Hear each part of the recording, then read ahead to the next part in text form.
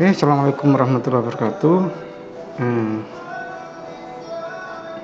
kita ketemu lagi untuk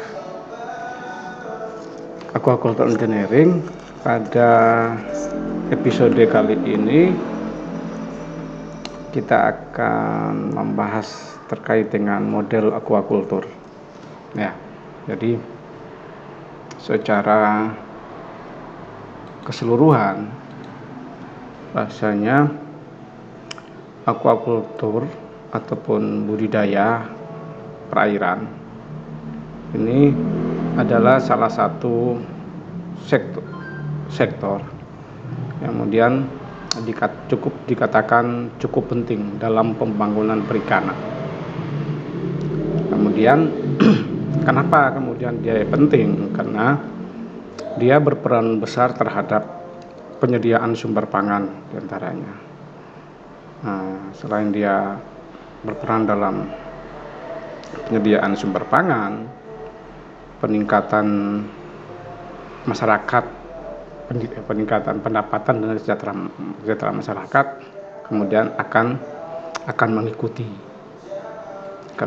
seperti itu. Serta salah satu aspek yang utama adalah pelestarian daripada sumber daya hayati perairan. Nah, kita tahu bahwasanya seiring dengan meningkatnya kebutuhan daripada protein hewani pada dewasa ini, nah, dan juga diperparah lagi dengan produksi produksi perikanan tangkap di alam, di laut maupun di PUD, perairan umum daratan, itu juga sudah mengalami penangkapan berlebih ataupun overfishing, sehingga kegiatan daripada aquaculture ataupun budidaya perairan ini menjadi alternatif utama di dalam menjamin ketersediaan ikan secara berkelanjutan. Nah, model aquaculture ini dia hadir sebagai suatu sistem terintegrasi yang mengatur terkait dengan seluruh proses ataupun seluruh alur daripada sistem budidaya. Nah, mulai dari kemudian penyediaan benih, pakan, proses pembesaran, pengendalian hama dan penyakit, serta proses panen. Nah, melalui model ini, kegiatan budidaya dapat dilakukan secara lebih terarah, efisien, dan juga ramah lingkungan. Nah, model aquaculture ini juga memungkinkan penerapan teknologi modern. Nah, seperti kemudian sistem bioflok digunakan, kemudian yang lagi tren bioflok, terus di lahan yang marginal atau di lahan yang sempit itu bisa penggunaan aquaponik ataupun sistem resirkulasi atau biasanya kita kenal dengan namanya RAS, Recirculation Aquaculture System. Ini harapannya dari beberapa pendekatan itu mampu untuk mendongkrak peningkatan produktivitas dengan tetap menjaga keseimbangan daripada kualitas lingkungan perairan. Nah, selain kemudian aspek-aspek teknis tadi, mulai dari benih sampai panen, maka aquaculture ini juga ataupun model aquaculture yang juga dia memiliki nilai strategis dalam aspek kemudian sosial dan ekonomi. Nah, sektor ini mampu kemudian menciptakan lapangan kerja, mengurangi ketergantungan pada penangkapan ikan di laut ataupun di perairan umum daratan, serta menjadi alternatif baru dalam sumber pendapatan masyarakat.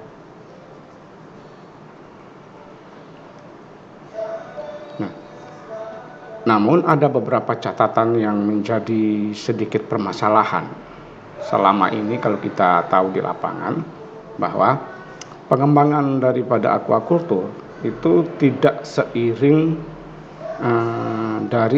dengan tantangan seperti keterbatasan tentang pengetahuan teknis.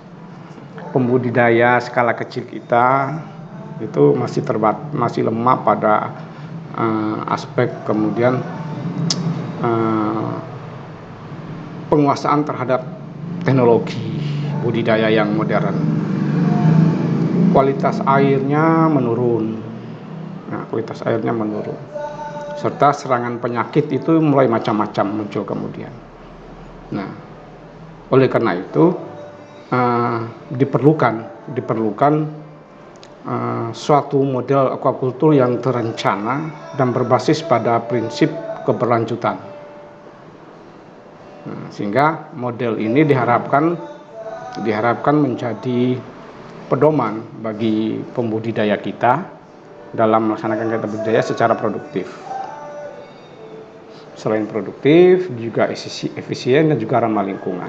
Sehingga kita kenal Kementerian Perikanan itu menerapkan standar budidaya yang kita kenal dengan CBIB, cara budidaya ikan yang baik pada sektor pembesaran, serta CPIB, cara pembenihan ikan yang baik untuk sektor hatchery.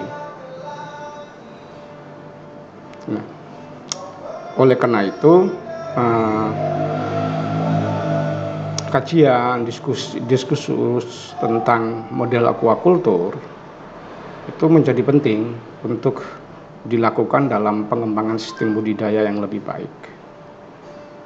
Nah, karena dengan penerapan model budidaya yang kemudian yang tepat, diharapkan produksinya itu dapat meningkat, kesejahteraan pembudidaya juga terjamin, serta kelestarian lingkungan juga tetap terjaga. Nah, untuk itu kita harus memilih komoditas budidaya itu yang kemudian secara nilai ekonomisnya itu menjanjikan. Nah, pada perairan tawar kita punya beberapa komoditas penting. Di antaranya adalah lele, nila, gurame, patin, mas, bawal, ikan bawal air tawar, ikan sidat, dan juga ikan betutu. Nah, dengan rata-rata nilai ekonomisnya antara sangat tinggi dan juga sedang. Nah, sangat tinggi dan juga sedang. Kalau untuk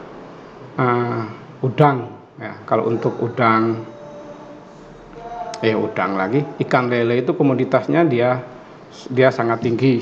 Dia sangat tinggi dengan tingkat kelebihan dia tumbuhannya cepat, mudah dibudidayakan, serta permintaan pasarnya domestik maupun ekspor cukup lumayan. Begitupun ikan nila sampai dengan ikan betutu. Sampai ikan nila maupun ikan betutu. Nah, yang menjanjikan sekali itu sebenarnya sidat dan juga betutu. Karena sidat dan betutu ini kebutuhan pasarnya adalah pasar Jepang dan juga Asia Timur. Nah, ikan sidat dan juga ikan betutu.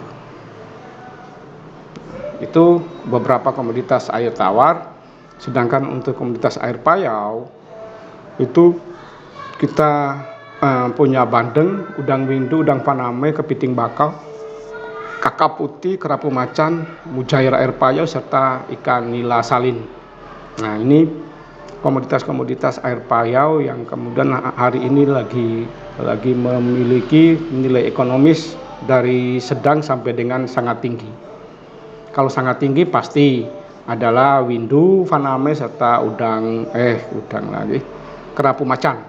Ya, kerapu macan. Kalau untuk nilai ekonomis yang tinggi itu kakap putih, kepiting bakau, atau biasanya kita bilang kepiting soka itu ya bandeng itu tinggi. Sedangkan untuk mujair, air payau serta ikan nila salin atau nila air payau itu dia masuk dalam kategori nilai ekonomis sedang.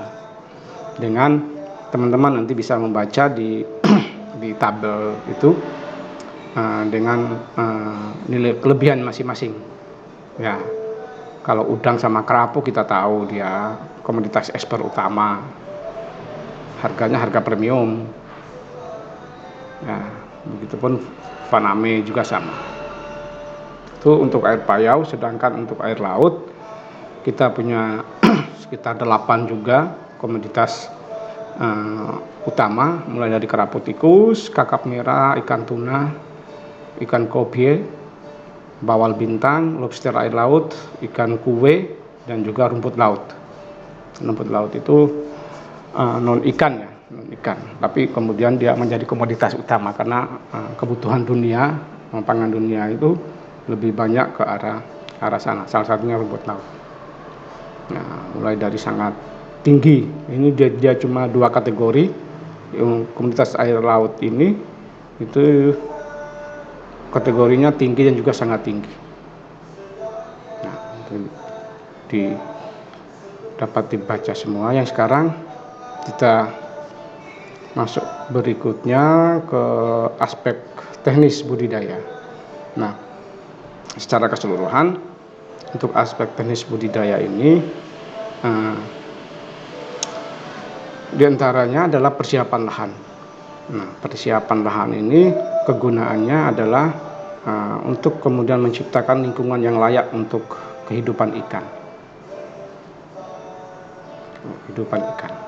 Nah, kolam yang baik itu biasanya dipersiapkan untuk kemudian dengan memiliki kondisi fisik, kimia maupun biologis yang sesuai untuk pertumbuhan daripada ikan. Ciptakan lingkungan untuk yang baik dari pertumbuhan ikan. Mulai daripada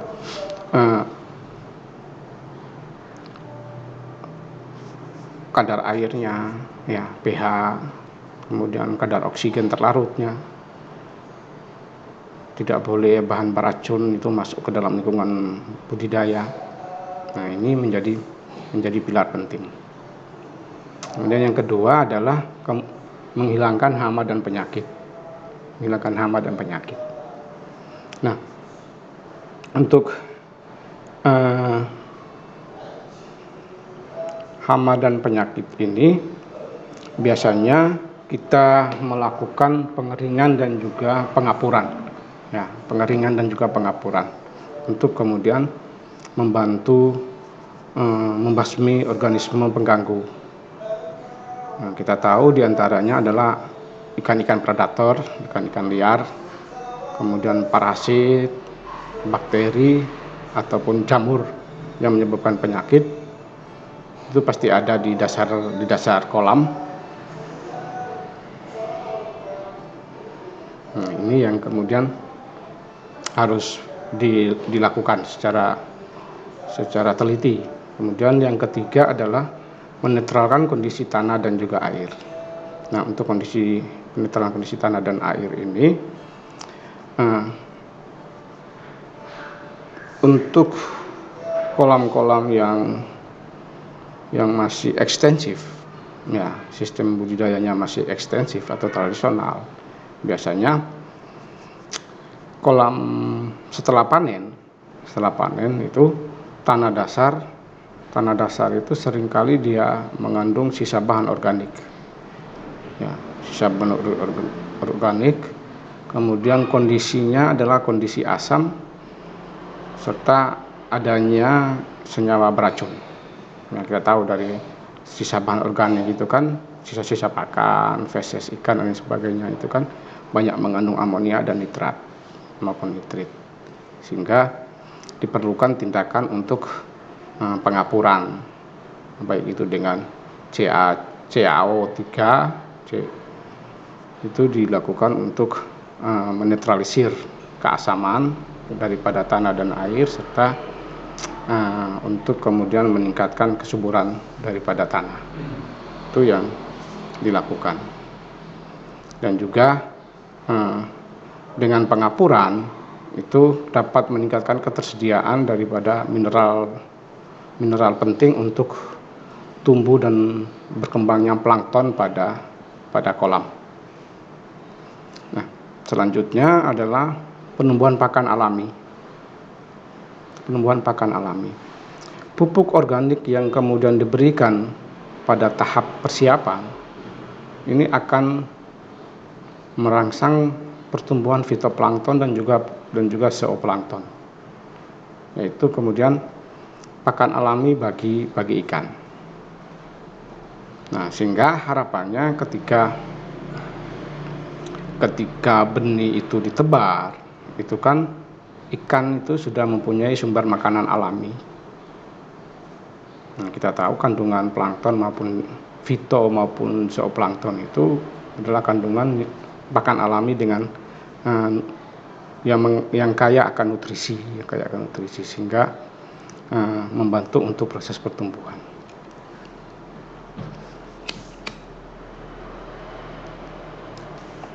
Selanjutnya pada aspek ini adalah efisiensi biaya pemeliharaan. Ya. Kolam yang disiapkan kemudian secara baik dan benar itu akan mengurangi risiko terhadap munculnya penyakit serta efisiensi terhadap penggunaan pakan. Karena dia terbantukan dengan adanya pakan alami, sehingga dengan ketersediaan pakan alami, maka percepatan pertumbuhan ikan pun akan menjadi lebih bagus. Akibatnya pembudidaya kemudian dapat menghemat biaya pemeliharaan, biaya perawatan dan juga biaya pakan, karena 70% daripada biaya operasional untuk usaha budidaya itu habis untuk pakan. Sehingga faktor pakan itu lagi-lagi masih menjadi faktor yang seksi untuk kita bahas. Karena ketergantungan kita terhadap tepung ikan impor itu masih sangat tinggi. Karena tepung ikan dalam negeri kita itu secara kualitas belum memenuhi kebutuhan nutrisi pada ikan maupun udang. Sehingga impor itu tetap jalan. Ketika dengan impor, maka harga dasar daripada salah satu nutrisi pembentuk pakan itu menjadi tinggi. Nah, menyebabkan harga per kilogram pakannya pun tinggi. Oleh karena itu, pengembangan kemudian diskursus mengenai pengembangan pakan alternatif, pakan mandiri selama ini masih terus bergulir, dan kita meskipun sudah banyak yang kemudian mencoba melakukan membuat pakan mandiri ataupun pakan alternatif, tapi itu masih sebatas aditif atau tambahan. Ya, jadi misalkan gini, ketika pakan ikan itu atau udang itu kita kasih makan 3 kali sehari, maka 2 kalinya adalah kita pakai pakan komersil atau pelet yang kita beli, yang satunya kita pakai pakan mandiri atau pakan alternatif yang kita bikin. Jadi keberadaan pakan mandiri ataupun pakan alternatif sampai hari ini itu masih sebatas masih sebatas aditif, belum menggantikan, belum menjadi substitusi pakan komersil. Sehingga riset-riset ke depan itu terus digenjot untuk kemudian menghadirkan pakan mandiri yang bisa menggantikan pakan komersil. Nah, teman-teman yang lagi persiapan untuk skripsi ini diharapkan kalau ada yang mau skripsi tentang kemudian pakan dan nutrisi ikan maupun udang, itu harapannya ke sana. Penggunaan penggunaan sumber nutrisi pakan alami, ya, dari bahan-bahan alami yang ada di kita, itu kemudian bisa nggak kemudian itu menggantikan pakan komersil yang ada. Itu peluang riset ada di sana. Itu yang terakhir daripada proses persiapan lahan. Nah, dengan persiapan lahan yang bagus, yang baik dan benar, ini diharapkan kemudian dapat meningkatkan produktivitas dan juga kualitas panen. Nah, kenapa? Karena ketika lahan ini kita siapkan dengan baik dan benar, di mana tahapan utama daripada ini adalah proses pengisian air. Ya. Nah, karena air adalah media hidup. Jadi sebenarnya budidaya ataupun aquaculture itu bukan kita memelihara ikan, tapi cara mengelola air. Nah, karena tanpa air ikan tidak bisa hidup, sehingga kualitas air dan juga cara pengisian itu sangat menentukan keberhasilan daripada sebuah budidaya. Nah, kenapa? Karena bukan masalah teknik pengisian air hanya untuk sekedar agar supaya kolam itu penuh, terisi bagus, tetapi juga berkenaan dengan menciptakan ekosistem yang ideal. Ekosistem yang ideal bagi pertumbuhan maupun kesehatan daripada ikan dan udang ataupun udang yang akan kita pelihara.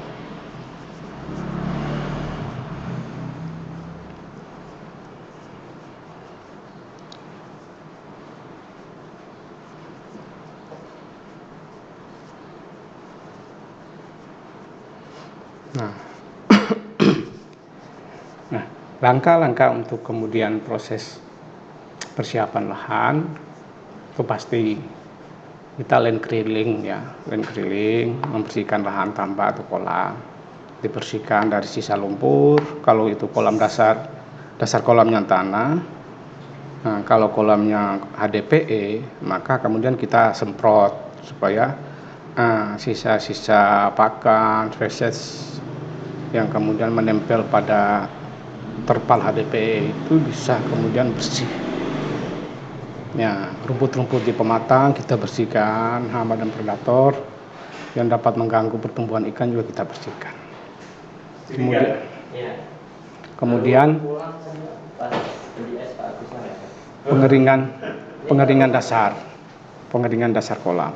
Pengeringan dasar kolam ini biasanya dilakukan selama 3 sampai 7 hari. Ya, selama 3 sampai 7 hari. Nah, ini bertujuan untuk kemudian membunuh mikroorganisme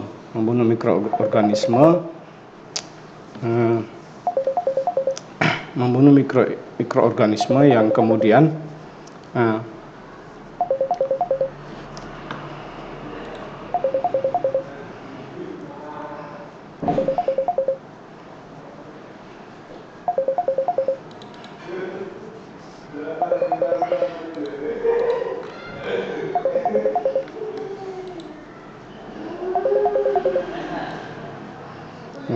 membunuh mikroorganisme patogen, memperbaiki struktur tanah, serta untuk meningkatkan kandungan oksigen di dasar kolam. Nah, ini yang penting dalam proses ini. Nah, berikutnya adalah pengapuran. Seperti tadi,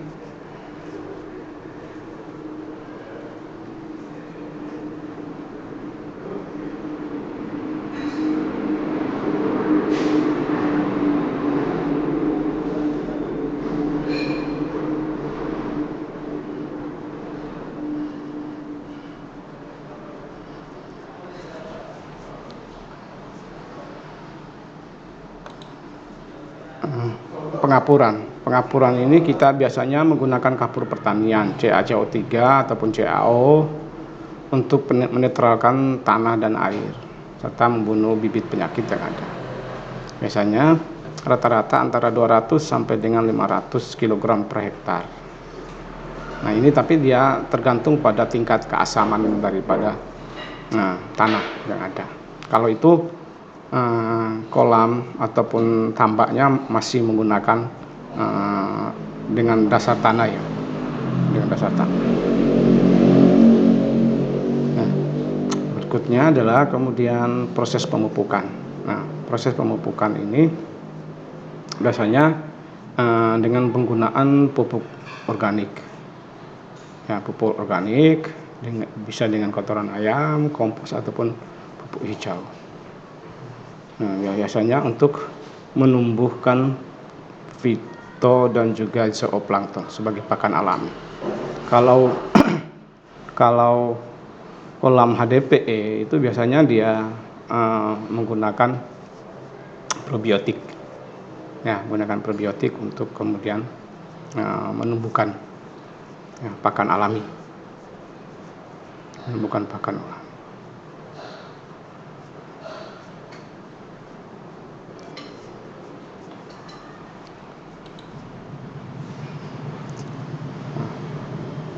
Pengisian air ini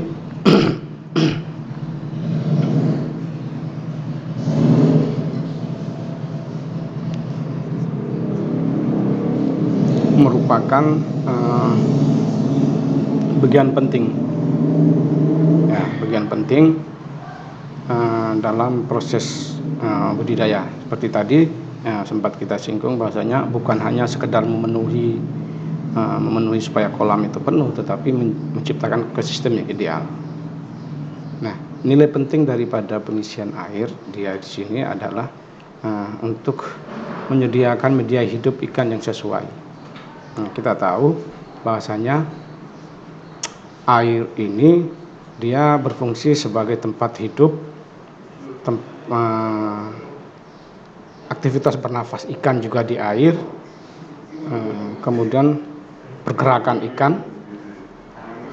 Nah, sehingga dengan pengisian air yang tepat, maka ikan itu bisa beradaptasi dengan baik, ya, mendapatkan oksigen yang cukup serta melakukan aktivitas makan dan tumbuh secara optimal.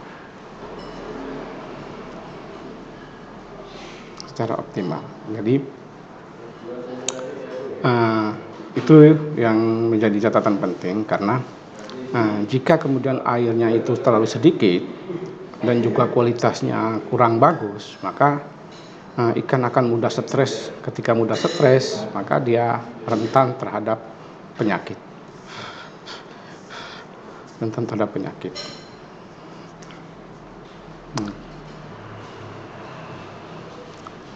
Penumbuhkan pakan alami.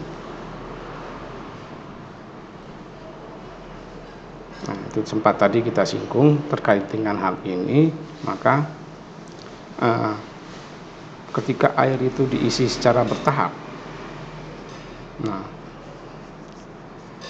dan kita biarkan beberapa hari, kemudian itu secara otomatis akan menumbuhkan fitoplankton maupun zooplankton, yang hal ini berfungsi sebagai pakan alami daripada ikan maupun udang. Nah, keutamaan daripada pakan alami ini adalah mengurangi ketergantungan kepada pakan buatan. Nah, kemudian dia juga mampu memberikan nutrisi alami yang kemudian lebih mudah diterima oleh ikan sesuai dengan bukaan mulut daripada ikan. Nah, yang ketiga adalah meningkatkan survival rate daripada benih.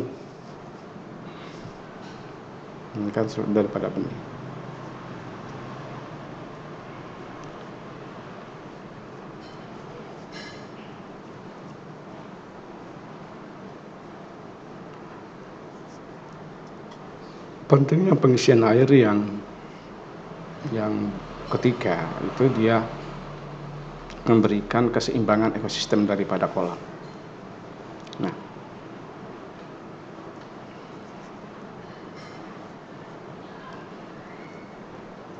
dalam hal ini kenapa dia memberikan keseimbangan ekosistem daripada kolam ataupun tambak? Karena yang pertama dia kemudian mampu menstabilkan suhu, ya, mampu menstabilkan suhu dan kemudian suhu juga, pH air juga mampu dia mempertahankan, menstabilkan itu. Peningkatan kadar oksigen terlarut di dalam air, serta mengontrol daripada pertumbuhan alga dan juga bakteri.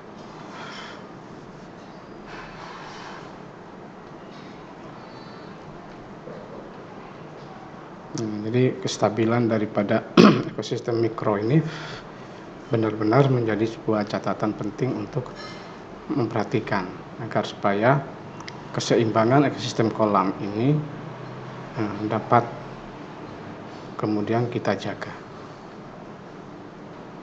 Selanjutnya untuk mencegah stres dan juga kematian. Ini dengan catatan bahasanya air yang kemudian kita masukkan ke dalam kolam ini perlu proses pengendapan terlebih dahulu. Kenapa kok harus diendapkan? Agar supaya air itu bebas dari bahan kimia seperti klorin maupun logam berat lainnya. Dengan hal ini, ketika kita melakukan hal ini, maka benih yang akan kita tebar itu tidak akan mengalami stres, tidak mengalami stres. Jadi itu pentingnya proses daripada pengisian air. Dan yang berikutnya, dia membantu untuk mengatur kualitas air secara bertahap. Nah, secara bertahap ini dia mempunyai keunggulan, diantaranya kita bisa memantau kondisi air. Dalam hal ini kita bisa ngecek pH, suhu, kekeruhan, serta oksigen terlarutnya. Yang kedua, kita bisa menyesuaikan volume air sesuai dengan kebutuhan pertumbuhan ikan. Jangan sampai kemudian ikan yang kemudian dia perbandingan ya, 1 meter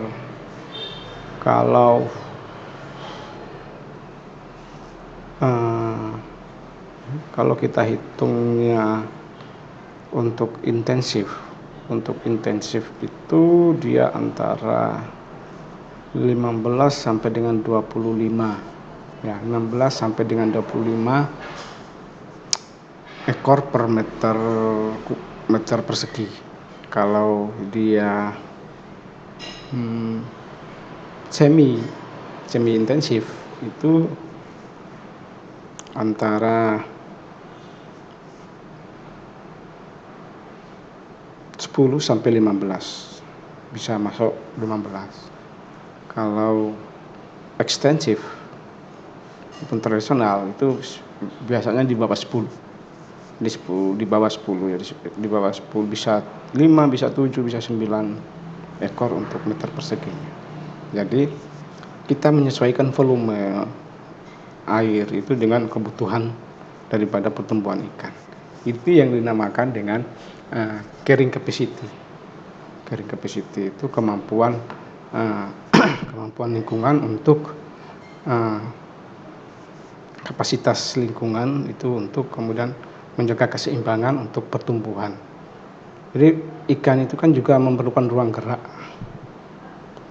untuk kemudian ya aktivitas berenang, menapas, mencari makan, itu kan dia butuh ruang.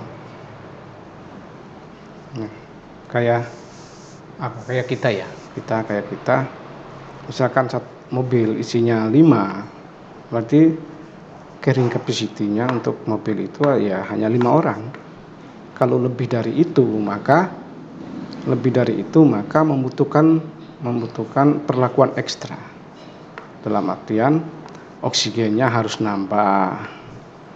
Ya, nggak boleh banyak gerak karena ruang-ruangnya terbatas. Nah, ketika ruangan terbatas, maka kebutuhan oksigen itu akan menjadi tinggi. Ketersediaan oksigen di dalam itu juga harus memenuhi. Nah, kalau tidak memenuhi maka bisa pusing, kita ada yang mabok segala macam di selama perjalanan, itu menyebabkan itu. Sama juga dengan di ikan. Jadi keseimbangan antara kemudian ruang gerak dengan pada tebar itu akan memberikan, akan mempengaruhi pada aspek pertumbuhan daripada ikan. Nah, itu menjaga keseimbangan ekosistem. Nah, selanjutnya adalah mencegah stres dan kematian. Nah, kolam ya dengan proses pengisian air yang benar dan kita dapat mengelola dengan baik, maka yang menjadi catatan pertama adalah ketinggian air. Nah, ketinggian air ini harus disesuaikan dengan fase pertumbuhan. Ya, fase pertumbuhan. Nah, misalkan kolam dengan kedalaman berapa? 1,5 meter. 1,5 meter. Nah, untuk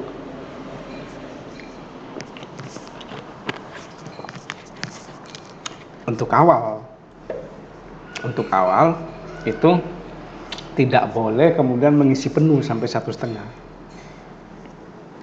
Nah, tidak boleh mengisi penuh sampai 1,5. Jadi maksimal pengisian itu adalah 50 meter.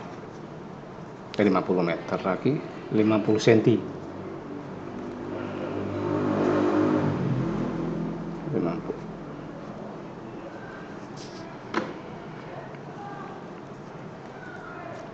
Setengah meter ya. Setengah meter, 1,5 meter. Setengah meter.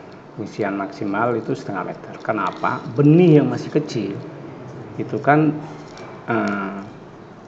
renangnya kan belum kuat.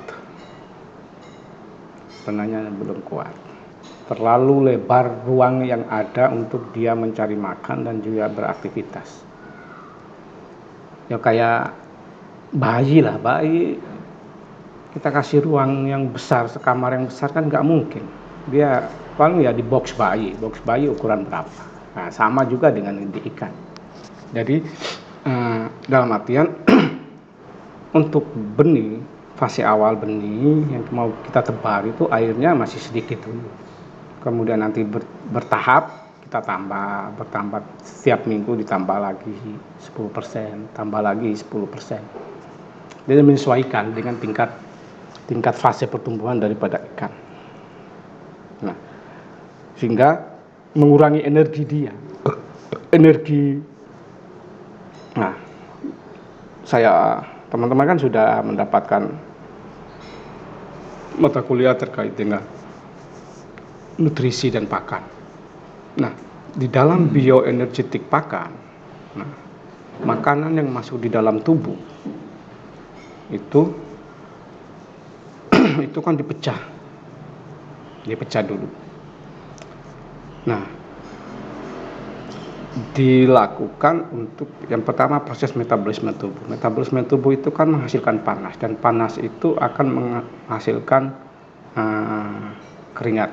Nah, itu yang dibuang, ada energi yang terbuang dari makanan yang masuk. Kemudian setelah proses metabolisme itu kan ada 2 tahapannya, anabolisme dan katabolisme. Anabolisme itu dia memecah yang kompleks menjadi sederhana, serta menyusun yang sederhana menjadi kompleks sesuai dengan kebutuhan penggunaan daripada tubuh. Tubuh butuhnya apa, dia menyusun itu. Nah, setelah proses metabolisme itu selesai, maka sepertiga itu digunakan. Yang pertama kali dilakukan itu oleh tubuh itu adalah memperbaiki jaringan tubuh yang rusak.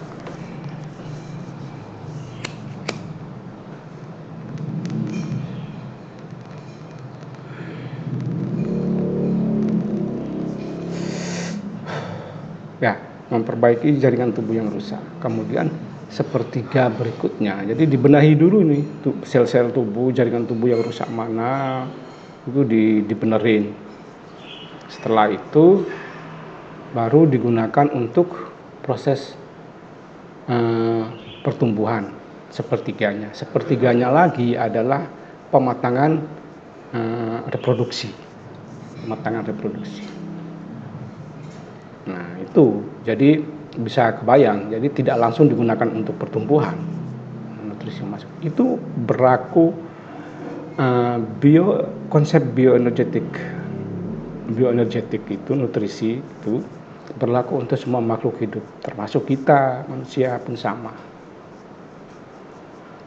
Kita makan satu piring itu pun sama, ada energi yang hilang ya untuk proses metabolisme tubuh, kemudian membenahi sel-sel tubuh yang rusak ya, ada luka dibenerin, ada pergantian kulit, semua sel-sel tubuh yang rusak itu diganti, karena di dalam tubuh itu ada namanya sel apoptosis. Sel apoptosis itu sel-sel yang memprogramkan dirinya untuk regenerasi sel. Nah, regenerasi sel itu dinamakan sel apoptosis. Nah, itu yang terjadi dalam mekanisme tubuh semua makhluk hidup dalam konsep bioenergetik tubuh. Pertumbuhan, konversi ke pertumbuhan itu pada tahap kedua setelah mengganti sel-sel tubuh rusak baru pertumbuhan. Nah, pertumbuhan itu pun dapat kita bedah nanti. Berapa persen dari sepertiga itu mampu menghasilkan daging. Itu namanya feed conversion ratio. Rasio konversi pakan. Nah, jadi nasi yang kita makan satu piring, itu yang akan menjadi daging untuk pertumbuhan kita itu hanya berapa? 10% itu paling bagus. Rata-rata di antara 5-7%. Rata-rata. Hampir secara umum untuk di semua makhluk hidup itu sama.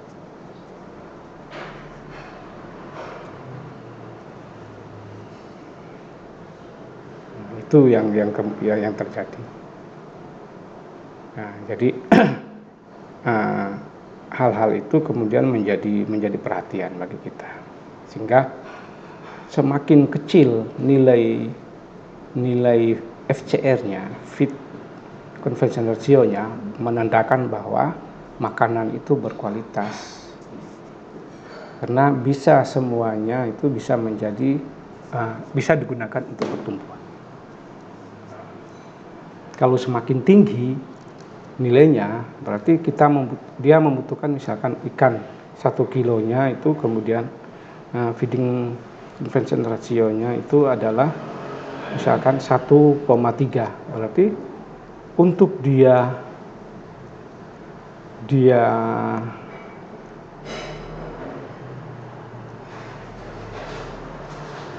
tumbuh menjadi daging untuk 1 gram, dia membutuhkan makanan sebesar 1,3 kilo.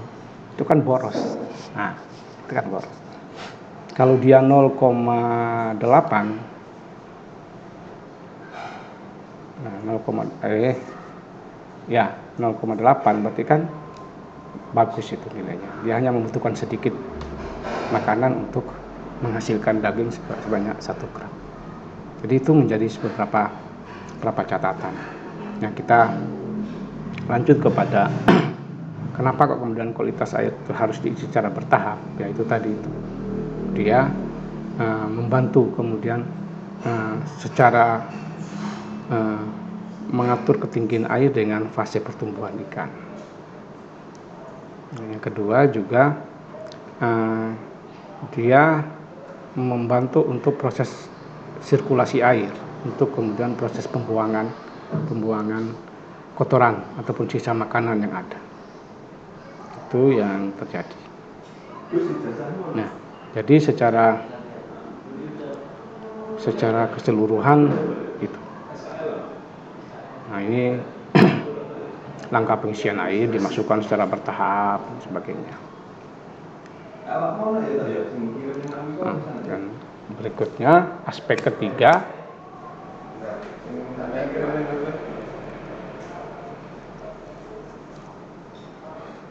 adalah penebaran benih.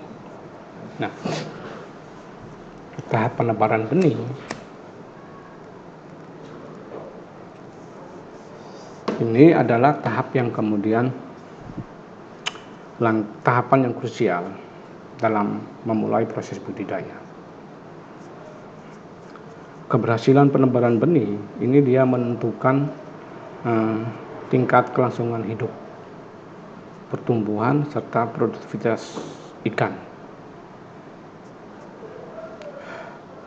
Karena penebaran benih yang baik itu dilakukan kemudian dengan cara dan waktu yang tepat, sehingga ikan itu mampu beradaptasi dengan baik.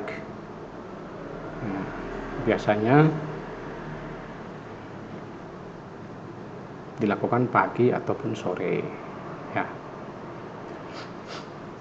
Ada beberapa catatan kritis terkait dengan penebaran benih itu. Nah, tadi sempat kita singgung, bahasanya menentukan keberhasilan awal daripada proses budidaya.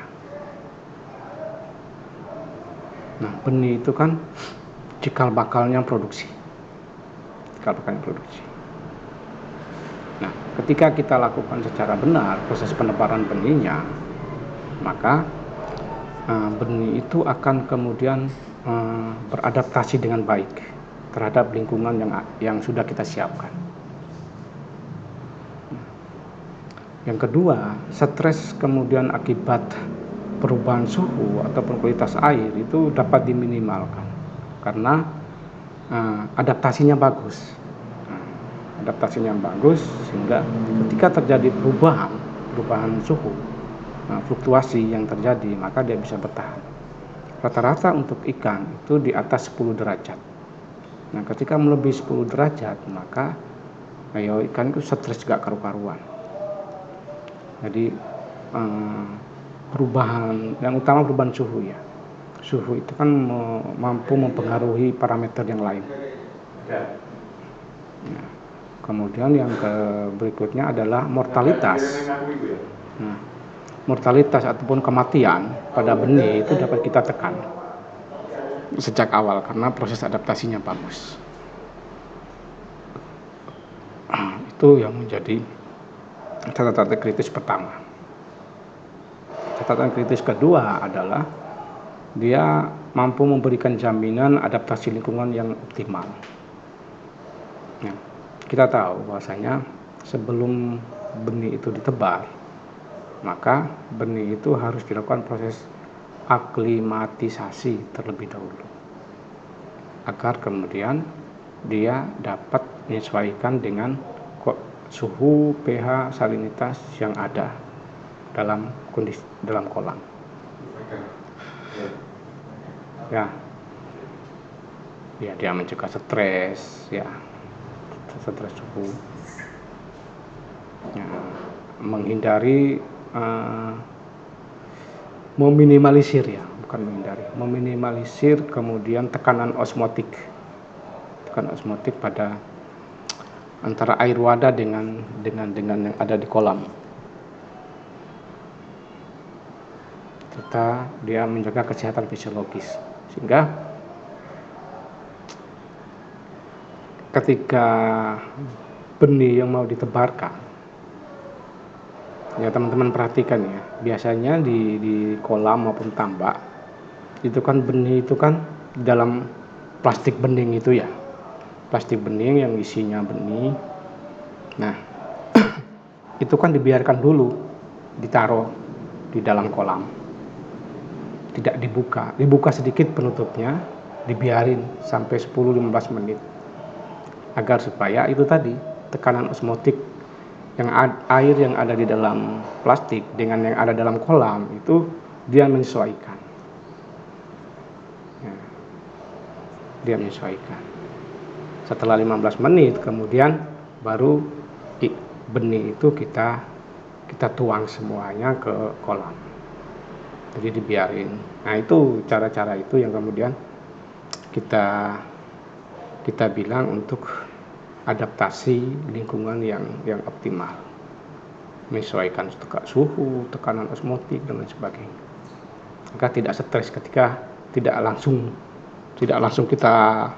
kita tuang semuanya ke kolam, tapi dibiarkan dulu 10-15 menit untuk proses adaptasi lingkungan.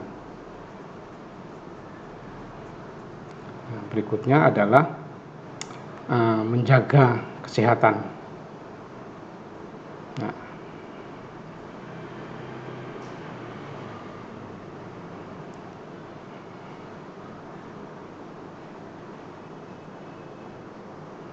jadi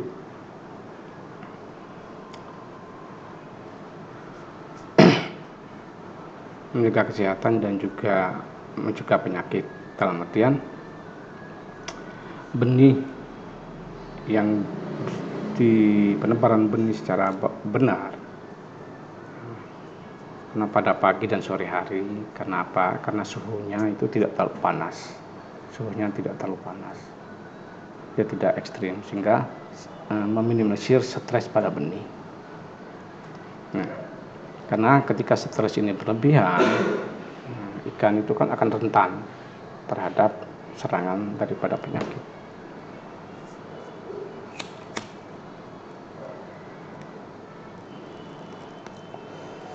Jadi hubungannya itu.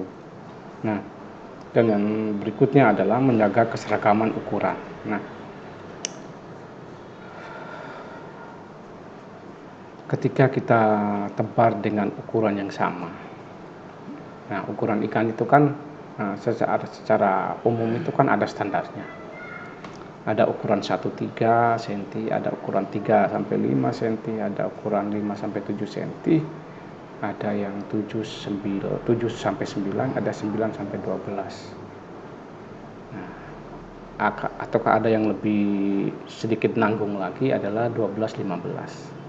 Nah, setiap ukuran itu mempunyai kualitas dan juga tingkat adaptasi yang beda-beda. Ukuran 1-3 adaptasinya harus lama karena dia masih kecil, sangat kecil. Ketika masih sangat kecil, maka fungsi fisiologis tubuh itu belum berjalan sempurna.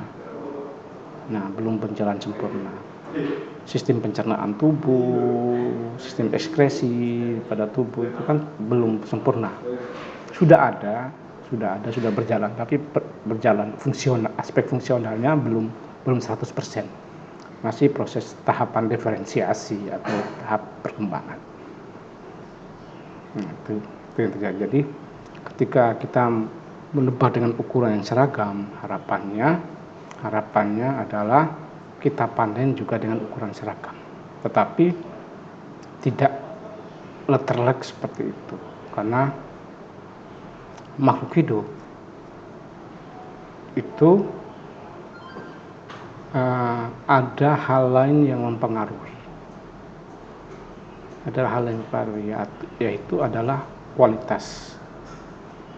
Nah, kualitas itu secara umum kalau kita ngomong kualitas benih ataupun bibit, itu kan ada satu, pertumbuhannya cepat, yang kedua tahan penyakit. Ya, tahan penyakit. Jadi hanya dua itu yang yang penting. Nah, dari satu induk itu kan pasti tidak sama kualitas larva, kualitas benih yang dihasilkan.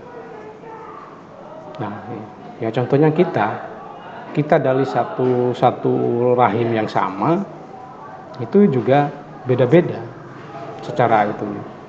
Ada mungkin kita yang kurus, ada kita gemuk dan sebagainya pertumbuhannya. Jadi tidak sama. Faktor genetik itu yang mempengaruhi sama, karena berkaitan dengan kemudian fisiologi reproduksi. Itu berhubungan dengan fisiologi reproduksi. Jadi nutrisi yang masuk, sifat-sifat apa yang diturunkan dan sebagainya macam itu tidak bisa kita kontrol, pun ketika kita melakukan proses manipulasi reproduksi pun sama, tidak semuanya seragam, sehingga keseragaman ukuran ikan itu hanya mendapatkan catatan khusus. Jadi kita ingin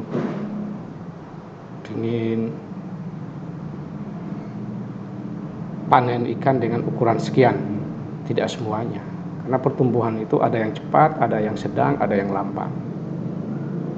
Nah, sehingga di dalam masa proses pembesaran itu ada namanya proses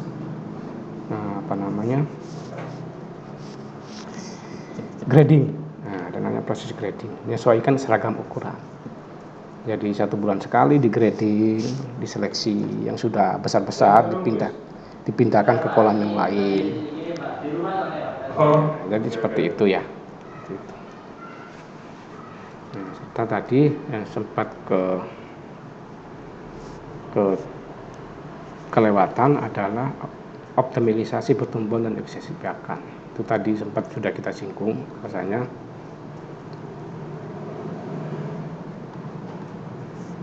ketika benih ini kita tebar pada kondisi yang ideal, kondisi yang yang ideal tadi, kita aklimatisasi dulu dan sebagainya.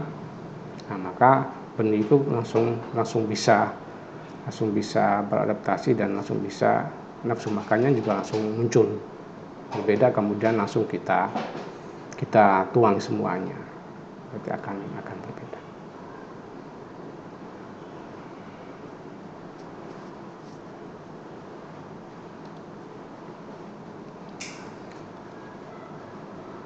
Nah, ini ya. Tadi sudah kita singgung aklimatisasi, waktu penebaran, serta pada tempar yang dibutuhkan. Ya. Selanjutnya kita melihat terkait dengan aspek nutrisi dan pakan. Nah, pakan dan juga nutrisi ini faktor penentu keberhasilan dari usaha budidaya. Kenapa? Pertumbuhan, kesehatan, maupun juga efisiensi produksi. Dia sangat tergantung pada nutrisi. Kita tumbuh dan berkembang itu kan tergantung daripada asupan nutrisi. Sehingga ketersediaan nutrisi yang kemudian yang bagus kandungannya, kebutuhan proteinnya sesuai dengan kebutuhan protein ikan yang dibudidayakan. Setiap jenis ikan kan kebutuhan proteinnya beda-beda. Nah, minimal kebutuhan proteinnya itu harus sesuai, tidak boleh berlebih. Kalau kelebihan pun tidak akan memberikan manfaat apa-apa, karena akan terjadi malnutrisi. Jadi kelebihan itu tidak, lebihnya itu misalkan nilai salin itu sekitar 30 sampai 32 proteinnya. Nah, kalau kita kasih sampai yang 35, kelebihan 3 itu tidak bisa termanfaatkan. Dia hanya butuh untuk tumbuh optimal hanya 32% untuk kandungan proteinnya. Jadi disesuaikan dengan kebutuhan ikan, faktor nutrisinya. Nah, titik kritis pada pakan dan nutrisi ini ada 6 titik kritis. Yang pertama itu nutrisi ini dia sebagai sumber energi dan nutrisi untuk pertumbuhan. Kita tahu tadi sempat disinggung terkait dengan bioenergetik. Bahasanya pakan ini dia berfungsi sebagai penyedia energi dan juga zat gizi untuk kemudian yang dibutuhkan oleh tubuh untuk hidup, tumbuh, dan juga melakukan reproduksi.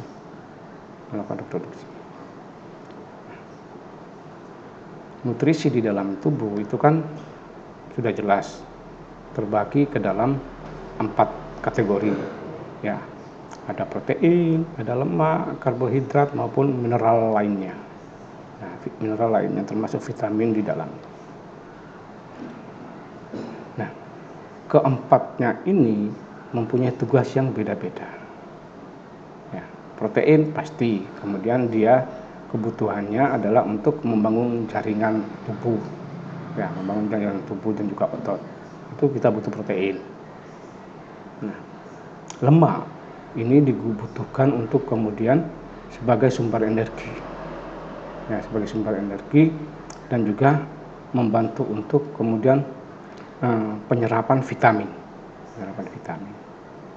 Itu lemak, ya, itu lemak. Nah, berikutnya adalah kemudian karbohidrat. Karbohidrat ini sebagai sumber energi tambahan. Dan juga yang akhirnya adalah vitamin dan mineral. Dia perannya adalah membantu proses metabolisme tubuh dan juga sistem daya tahan tubuh atau imunitas. Nah, ini harus seimbang sesuai dengan kebutuhan. Jadi di dalam neraca nutrisi ikan itu, dalam penyusunan pakan ikan itu, apakah itu mau pakai model bujur sangkar atau pakai modern modern sekarang, peralatan canggih sekarang, itu juga kesemuanya itu harus bisa terpenuhi untuk kemudian menghadirkan sumber energi dan nutrisi yang cukup, yang sesuai dengan kebutuhan. Yang berikutnya, catatan kritis yang kedua adalah menentukan kecepatan pertumbuhan dan juga efisiensi. Nah, growth rate atau laju pertumbuhan daripada ikan ini kan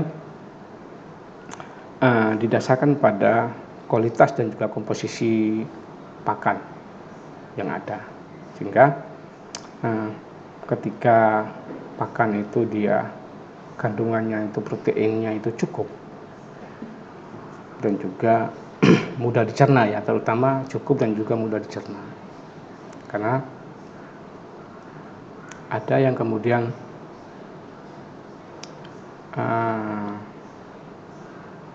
protein itu kandungannya cukup tetapi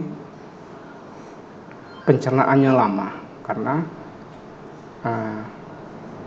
rantai karbonnya panjang, terutama kemudian penggunaan pakan-pakan alternatif dari protein nabati. Protein nabati itu kan rantai karbonnya kan panjang itu. Ada yang 2 ikatan karbonnya, ada yang 2, ada yang 3, ada yang 4. Itu harus dipecah-pecah lebih kecil lagi, lebih dulu. Nah, biasanya cara yang digunakan untuk memecah rantai karbon pada pada protein nabati itu biasanya dengan teknik fermentasi. Nah, itu dipotong, diperpendek, itu dipotong agar supaya fungsinya agar supaya mudah untuk dicerna.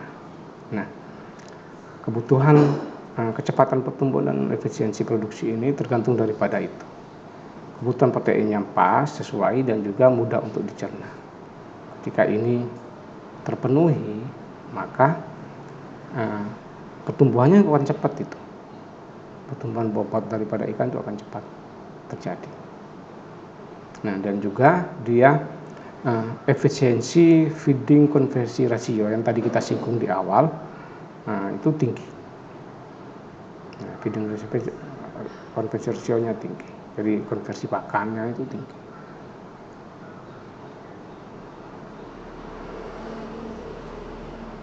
Dan ketika feeding konversi rasionya tinggi, maka kebutuhan pakan yang muncul, pakan yang kita berikan itu hampir 90%, bahkan hampir 95% itu semuanya termakan dan mengurangi risiko risiko pakan yang kemudian tidak termakan. Itu yang catatan kritis yang kedua. Jadi diperlukan semakin efisien pakan itu dikonsumsi dan juga diserap oleh tubuh. Catatan kritis ketiga adalah kemudian dia menjaga kesehatan dan juga daya tahan tubuh.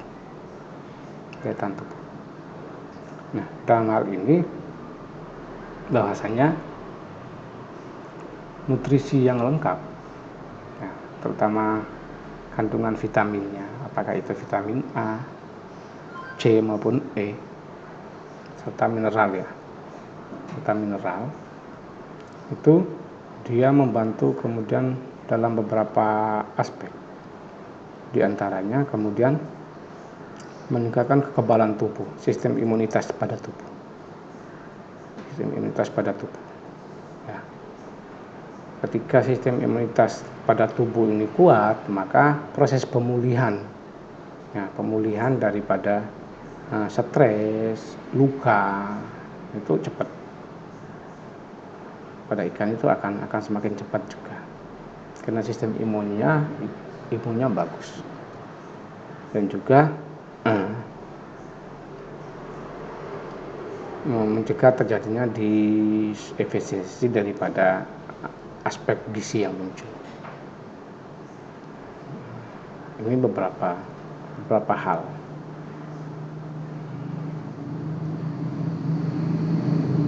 Nah, jadi apa ya?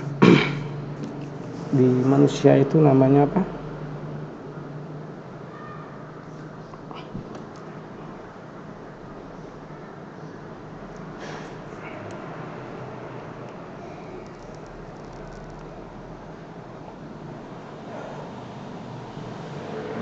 Mencegah pertumbuhan yang kemudian dan tidak bagus dan tidak normal itu yang terjadi. Ya. Catatan kritis selanjutnya adalah nutrisi ini fungsi untuk peningkatan kualitas daging maupun hasil panen. Nah, dalam hal ini seperti yang sudah kita jelaskan di awal, bahwasanya kandungan nutrisi pakan itu akan berpengaruh terhadap tekstur, rasa maupun juga warna daging ikan.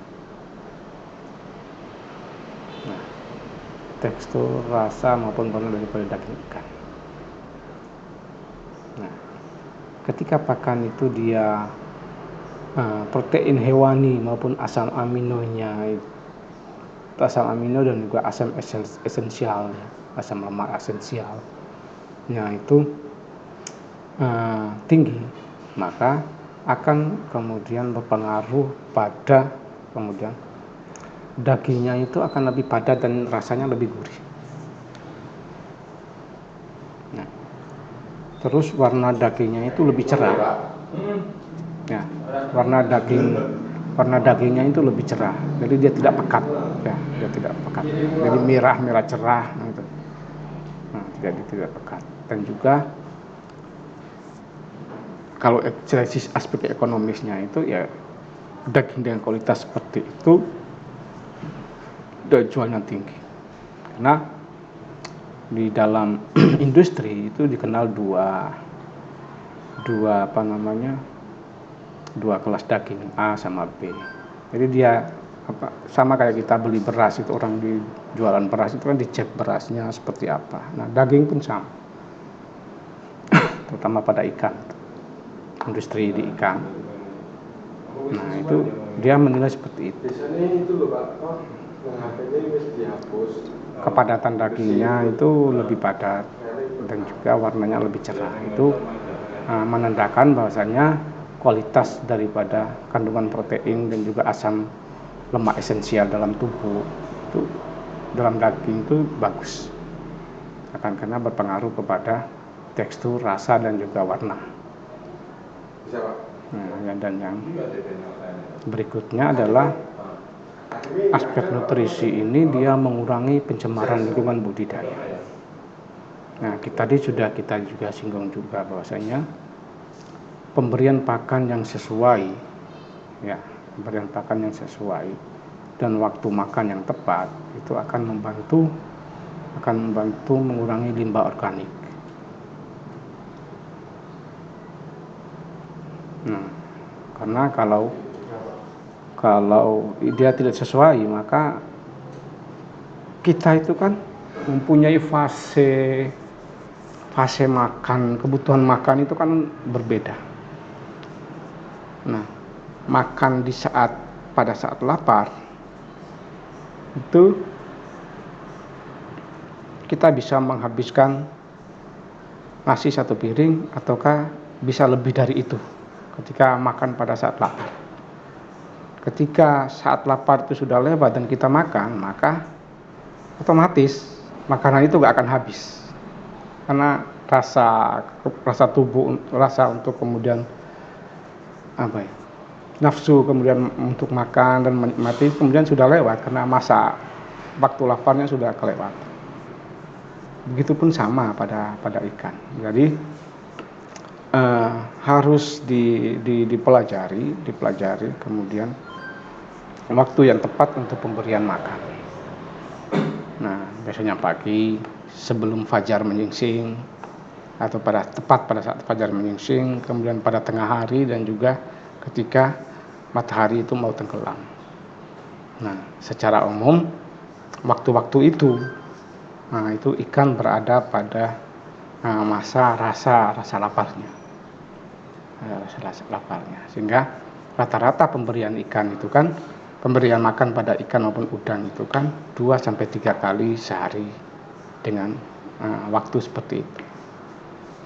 Sebelum fajar atau sesaat menjelang fajar, sama sesaat sebelum fajar itu tenggelam.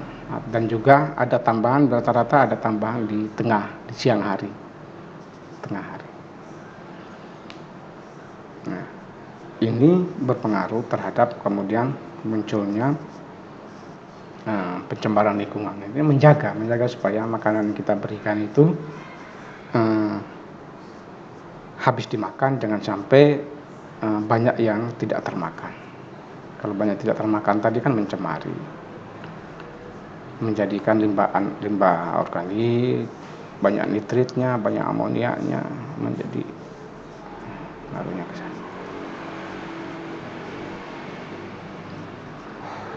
Nah, sehingga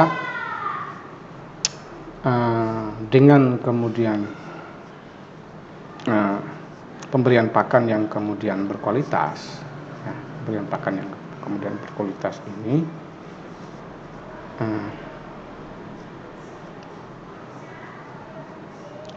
baik itu berkualitas, seimbang, serta efisien, maka pembudidaya kita itu kemudian mengambil beberapa keuntungan di sana. Di antaranya tadi ya, peningkatan pertumbuhan, kemudian produk yang dihasilkan, ikan hasil panen juga dengan kualitas yang bagus, baik itu secara tekstur daging, warna, dan juga rasa.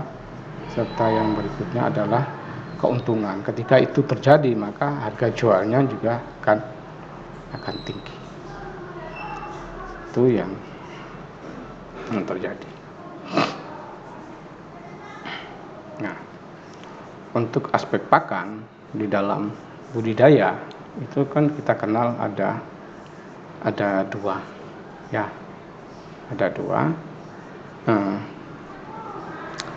Di antaranya adalah pakan alami maupun pakan buatan. Saya tambahkan satu lagi sehingga menjadi 3, yaitu suplemen. Ya, pakan tambahan. Kalau pakan alami kita sudah tahu, fitoplankton maupun CO, ada tubifek, ada kutu air, ada larva maupun alga yang ada di perairan.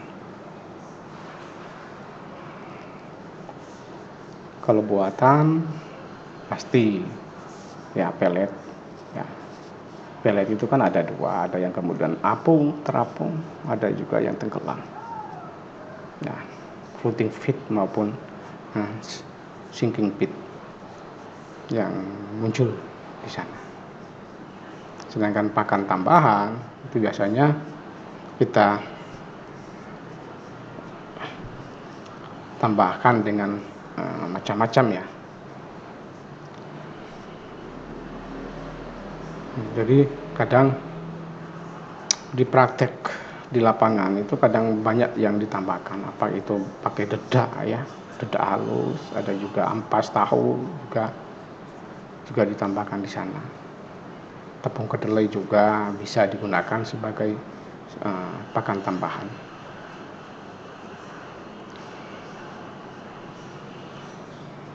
Nah, tadi juga kita sudah singgung terkait dengan frekuensi pemberian, bisa minimal 2, bisa 3, bahkan ada yang kemudian 4.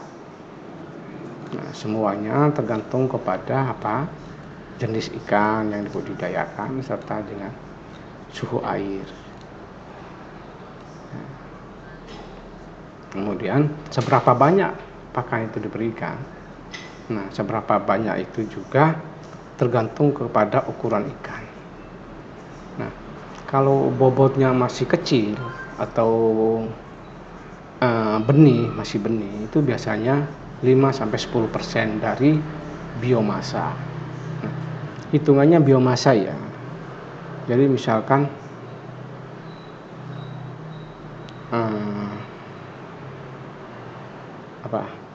misalkan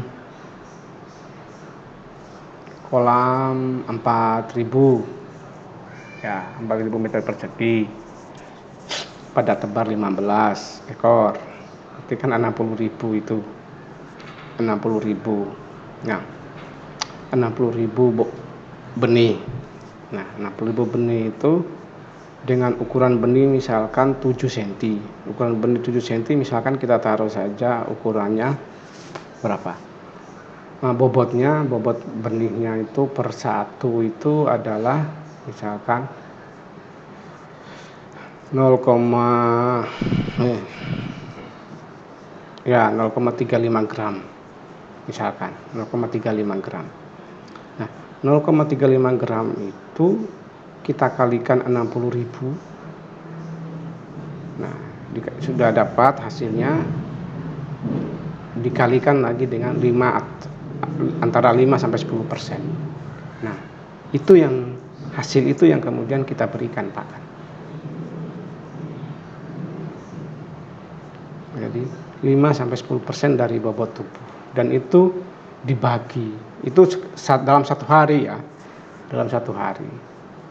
Nah, dalam satu hari, sehingga itu kalau mau dikasih makannya 2 kali berarti dibagi 50% untuk pagi hari, 50% untuk sore hari. Kalau 3 kali berarti berapa? 3,5. Jadi dibagi rata dalam satu hari itu 5-10% untuk ukuran benih, sedangkan ukuran yang pembesaran ikan yang besar itu 3-5% dari bobot biomasa ya, bobot total. Jadi dihitung berdasarkan itu.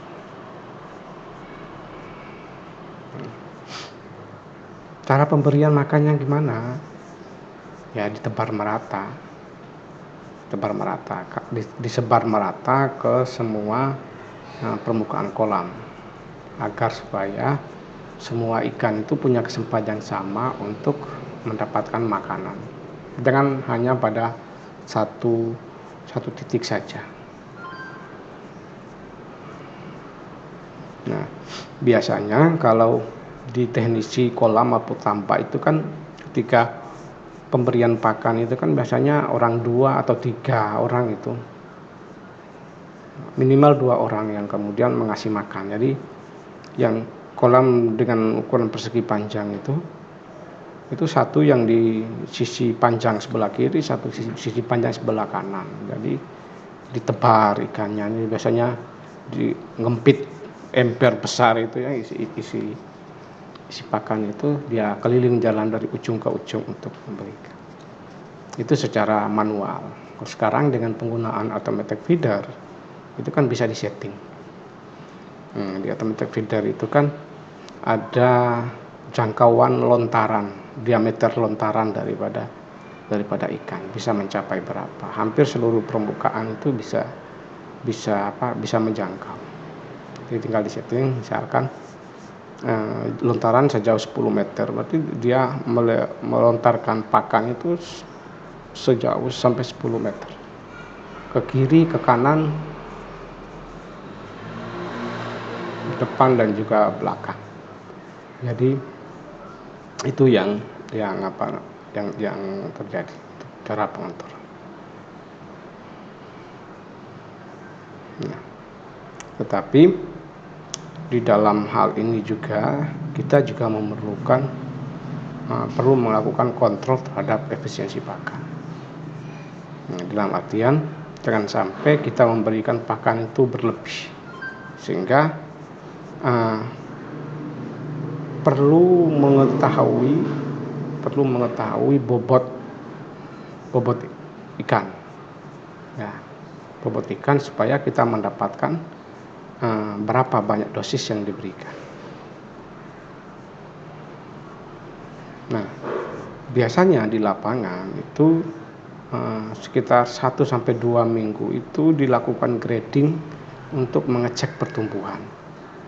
Ini bobotnya sudah naik berapa? Karena pasti kebutuhan pakannya akan berbeda.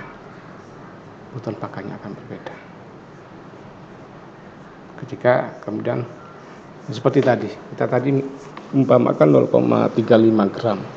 Setelah 1 atau 2 minggu kita grading kan bobotnya sudah berubah. Bisa saja dia sudah sampai 1 gram ataukah misalkan 0,88 berapa gram. Itu sudah akan ada pertumbuhan, sehingga hitungan pemberian pakan juga akan berbeda. Nah, itu perlu kemudian proses pencatatan yang detail, terutama yang bertanggung jawab pada aspek nutrisi di tambak udang maupun ikan. Itu kan pasti ada petugas khusus untuk kasih makan ikan ataupun udang. Itu dia biasanya di sana, dia ngecek pertumbuhan, sampling pertumbuhan.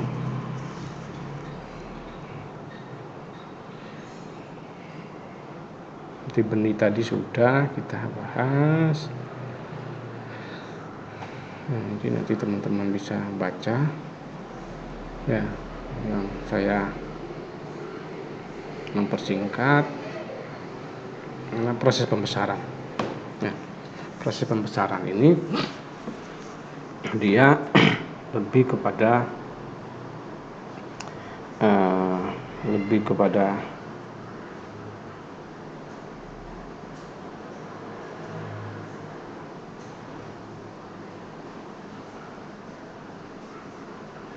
bagaimana kemudian kita melakukan manajemen untuk menentukan hasil akhir daripada produksi, baik daripada segi kuantitas, dalam hal ini bobot, ya, ukuran maupun kualitas ikan yang akan kita hasilkan. Karena target utama adalah menghasilkan ikan konsumsi.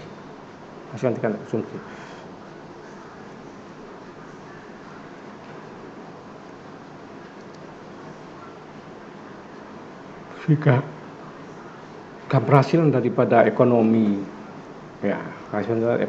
dari sektor budidaya ini tergantung pada tahap ini untuk menghasilkan ikan konsumsi ini. Nah, selain itu juga menentukan produktivitas dan juga efisiensi daripada usaha. Dalam hal ini bahwasanya kita butuh manajemen yang bagus, manajemen dalam kemudian aspek pembesaran. Apa itu manajemen pakannya, meliputi manajemen pakan, manajemen kualitas air, padat tebar, juga masuk ke dalamnya. Dan tidak kalah penting adalah pengendalian penyakit. Itu harus termanage dengan baik agar kemudian dapat menghasilkan pertumbuhan yang kemudian optimal dengan efisiensi biaya yang kemudian kita tekan seminimal mungkin. Tapi tidak akan sesederhana itu. Semakin tinggi teknologi yang digunakan, maka aspek pembiayaan juga akan semakin tinggi. Kalau tidak mau mengeluarkan biaya yang bagus, maka jangan gunakan teknologi tinggi. Tinggal kita berada pada pilihan yang mana.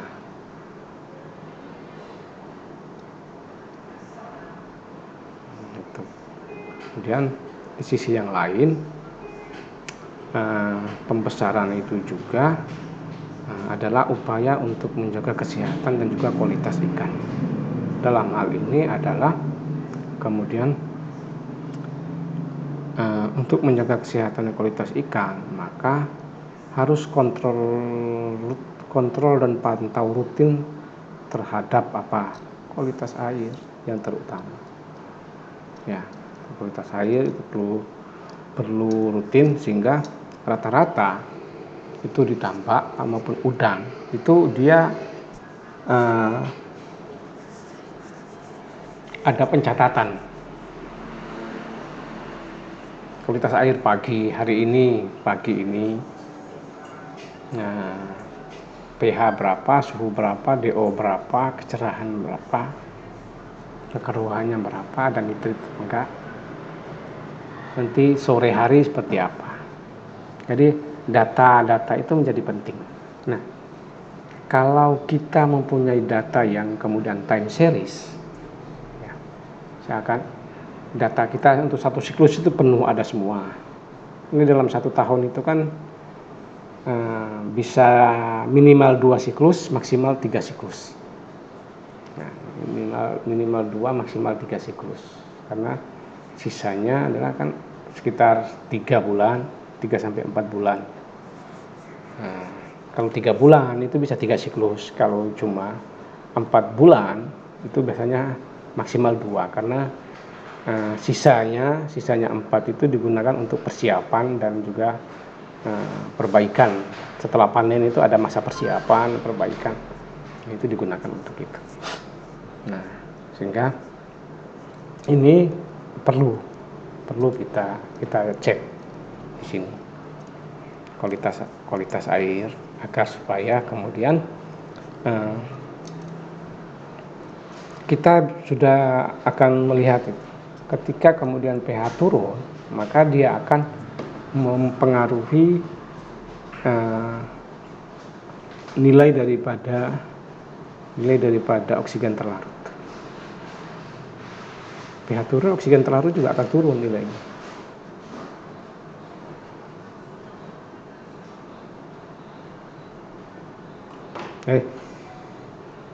Ya,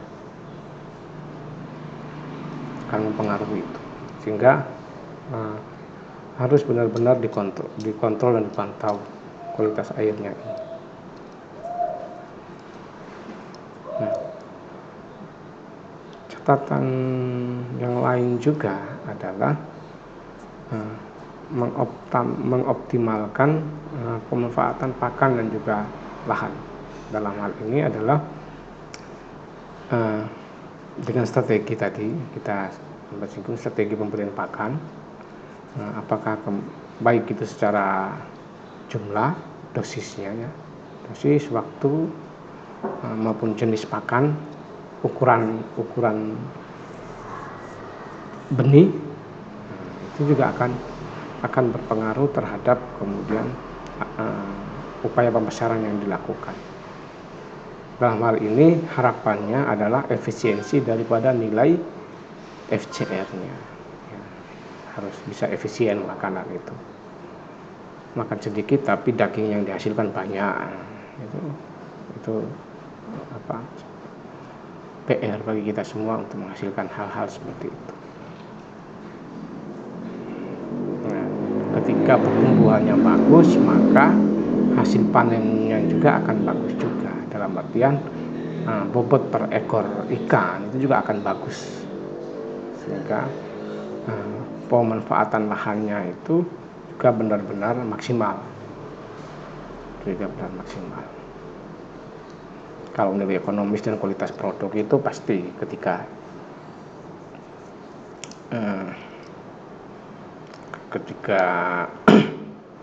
pembesarannya dengan pengelolaan manajemen waktu pemberian pakan yang baik, dosisnya tepat, itu yang akan berpengaruh nanti terhadap kemudian kualitas produk yang dihasilkan.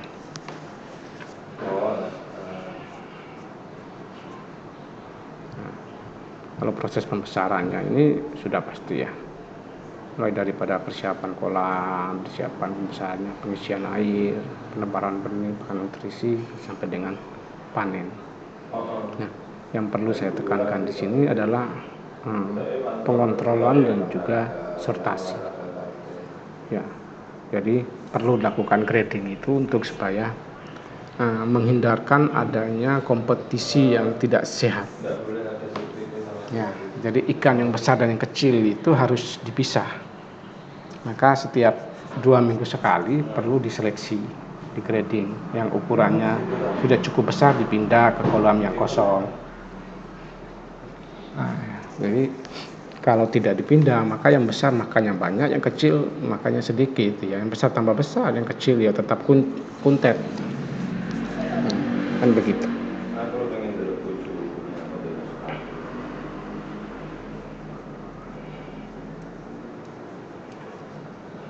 Itu, dan juga diakhiri dengan proses pemanenan.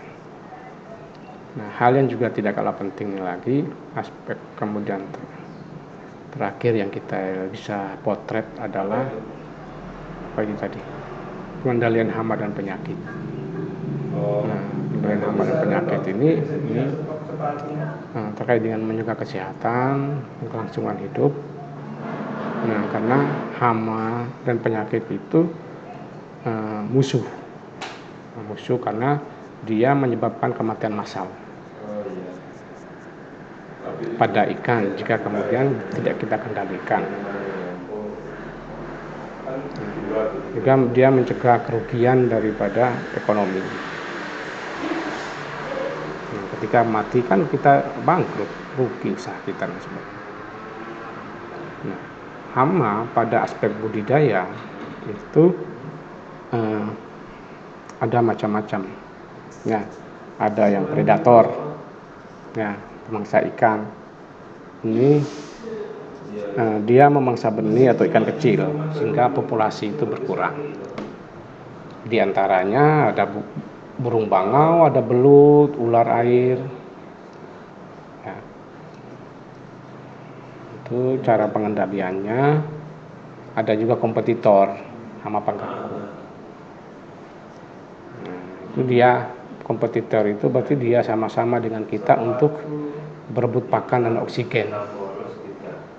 Seperti ikan mujair, cepong, ya, ikan sapu-sapu. Itu biasanya kan muncul sendiri di kolam itu.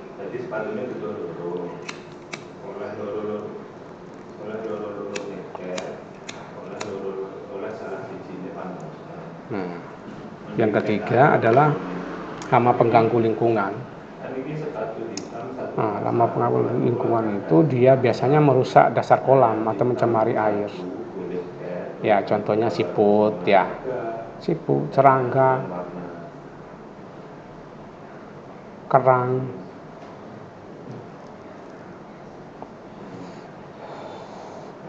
Ini beberapa itu. Sedangkan penyakit ada 3 penyakitnya. Penyakit parasit, karena parasit, penyakit karena bakteri, dan juga penyakit karena jamur. Nah, itu teman-teman bisa baca sendiri. Ada juga penyakit karena virus dan juga non-infeksi. Nah, semua penyakit ini bisa kita atasi selain kemudian penyakit karena virus. semua penyakit bisa diatasi kecuali penyakit karena virus. Penyakit karena virus itu tidak bisa diatasi, hanya bisa kita obati. Kita hanya bisa mengobati, tidak mampu kita untuk mencegah.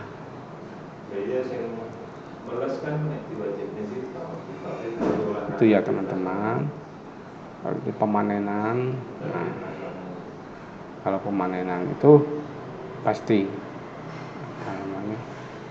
waktu panen yang tepat. Itu biasanya berdasarkan urutan ikan yang kita pelihara, dan juga yang kedua berdasarkan permintaan pasar. Kadang rata-rata sesuai permintaan pasar, meskipun belum waktunya panen, ketika pasar butuh dipanen aja.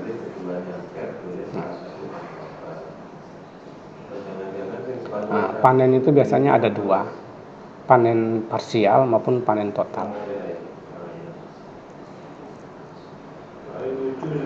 Panen parsial biasanya memanen ikan-ikan yang tumbuhnya cepat, yang sudah agak besar itu dipanen, dijual dulu.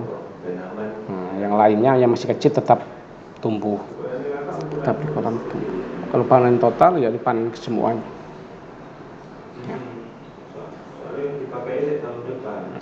Itu teman-teman yang bisa